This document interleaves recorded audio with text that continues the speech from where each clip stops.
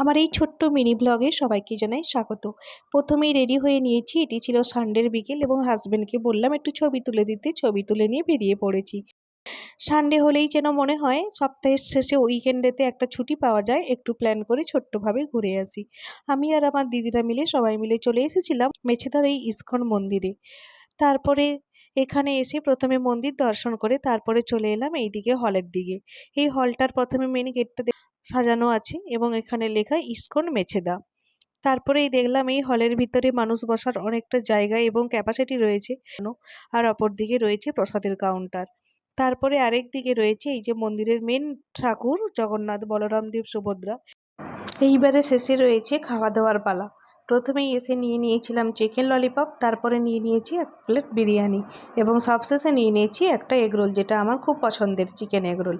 এই যে এই পুচকিকে দেখো কত আনন্দ চিকেন ললিপপে, তাই আমাদেরকে ভঙ্গি করে দেখাচ্ছে। বাই।